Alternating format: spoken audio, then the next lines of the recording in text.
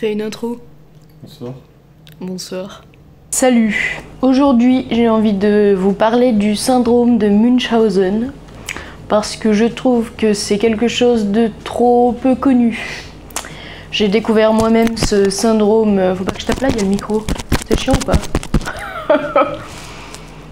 Qu'est-ce que je disais déjà? Donc aujourd'hui, j'ai envie de vous parler du syndrome de Munchausen. Donc déjà, le syndrome de Munchausen, qu'est-ce que c'est? C'est une pathologie qui pousse quelqu'un à simuler un traumatisme ou une maladie, ou les deux, pour s'attirer de la compassion ou de l'attention de la part de son entourage et du corps médical. Cette personne fait ça de manière entre guillemets intentionnelle. Elle sait qu'elle n'a rien à la base, qu'elle est en très bonne santé, mais elle va se créer des faux symptômes, s'inventer des symptômes, persuader son médecin qu'elle a tel ou tel symptôme et telle ou telle maladie. Ces personnes sont prêtes à ingérer un tas de médicaments pour provoquer des symptômes. Ma bague a tapé dans la table, c'est chiant ou pas? C'est pas grave. C'est quand même fou comme j'arrive pas à rester concentrée plus de 2 minutes. Qu'est-ce que je disais?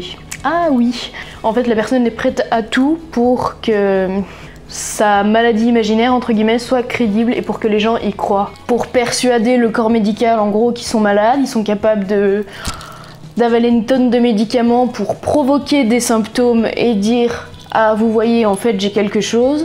C'est des personnes qui vont aller voir tous les médecins un par un en leur disant « Je suis malade, je suis malade, je suis malade ». Les médecins ne vont rien trouver parce que la personne est en excellente santé. Et la personne, en gros, va simuler du coup des symptômes pour être sûre que, entre guillemets, que les médecins le croient. Et c'est un syndrome qui peut aller très très loin dans le sens où des personnes atteintes de ce syndrome ont réussi à se faire opérer pour rien, en fait, parce qu'au final, ils n'avaient rien et ce n'était que du faux, quoi.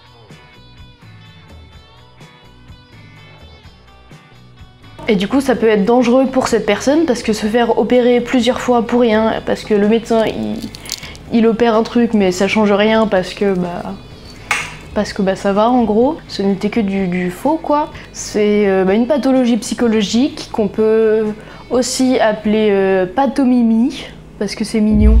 Mimi, pathomimie, mignon. Ou on peut aussi l'appeler trouble factice, en gros. À ne pas confondre avec l'hypocondrie. L'hypocondrie, c'est plutôt une peur excessive d'avoir toutes les maladies du monde et t'interprète le moindre petit signe de ton corps comme une maladie ultra grave. Mais elle le fait pas exprès, elle sait qu'elle est pas forcément malade, mais elle va toujours avoir une peur vraiment obsessionnelle d'être malade. Mais si ça vous intéresse, je peux vous faire une vidéo sur l'hypocondrie aussi, ça m'intéresse. Enfin, vous pourrez me le dire en commentaire si vous voulez une vidéo sur l'hypocondrie. Revenons à nos moutons. Les personnes atteintes de ce symptôme dans un cas sévère peuvent se faire prendre en charge dans un hôpital psychiatrique dans le cas où le syndrome a été découvert chez cette personne parce qu'elle serait capable de se faire beaucoup de mal à elle-même pour persuader les autres qu'elle est malade. Donc ça peut être très dangereux pour la personne en gros. Il existe 3 versions en gros de ce syndrome.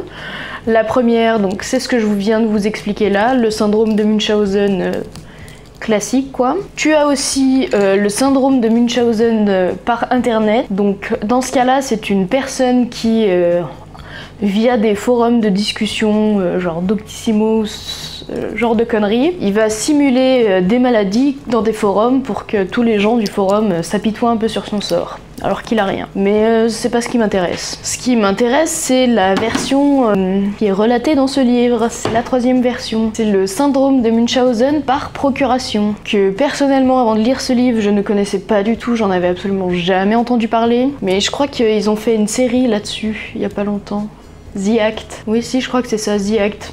Bref, j'ai bugué. Donc cette série et ce livre illustrent le syndrome de Munchausen par procuration. Donc dans le cas du syndrome de Munchausen par procuration, c'est la personne atteinte du syndrome qui va blesser ou rendre volontairement malade une personne dont elle a la charge. Par exemple, pour les enfants, les gens qui sont sous tutelle ou curatelle, ils ont toujours un mec qui veille sur eux, quoi.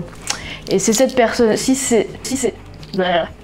Si cette personne-là est atteinte... Je n'arrive pas à parler. Je disais donc, si cette personne est atteinte du syndrome, ça peut être très très dangereux pour l'individu dont elle a la charge parce que elle serait prête à faire n'importe quoi pour attirer l'intérêt du corps médical sur la personne dont elle a la charge. Donc on va prendre le cas d'une maman et son enfant. Si la maman a le syndrome, elle va persuader tout le monde que son enfant est malade, elle va provoquer des symptômes chez son enfant pour le rendre malade en le nourrissant mal ou pas assez, en lui faisant faire un tas de trucs pas bons pour sa santé à lui ou...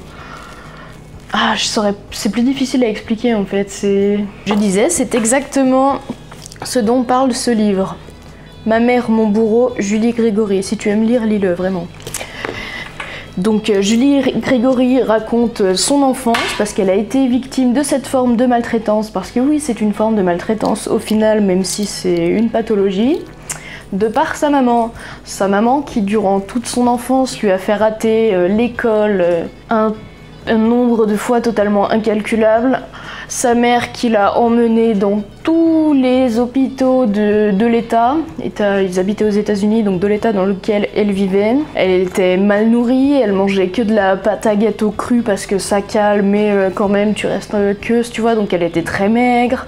Sa mère leur avait raconté qu'elle avait un cancer, alors elle lui a rasé la tête pour faire croire, parce que de toute façon, quand t'as un cancer, tu es chauve. Et la maman de cette petite fille, en fait, a réussi à convaincre plusieurs médecins d'opérer Julie, alors qu'elle avait rien. Mais elle a tellement fait du forcing sur tous les médecins de l'État que t'en as forcément un qui a dit bon bah ok, je vais l'opérer, alors qu'elle avait rien. Donc ça lui a littéralement ruiné son enfance. Sa mère était absolument toujours sur son dos, à lui inventer des faux symptômes, tout ça, à lui créer des maladies qu'elle n'avait absolument pas, donc ça lui a gâché son enfance en fait. Elle a passé vraiment toute son enfance dans les hôpitaux, dans les hôpitaux quoi. Tout ce que je vous ai raconté là, ah bah tiens regardez, j'avais pas vu.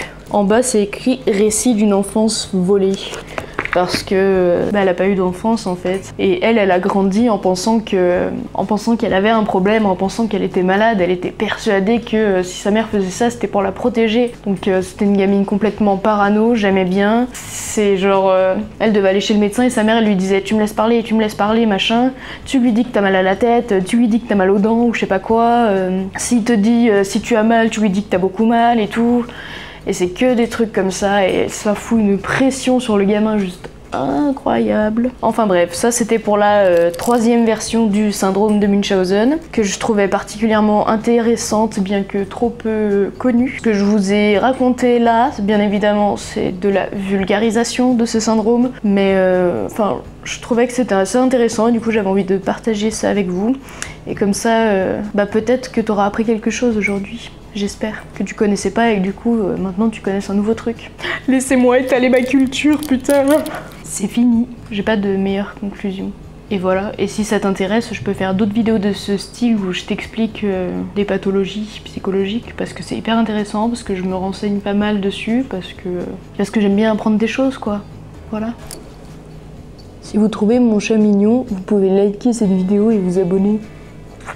Fais coucou, Pancho. Coucou les humains.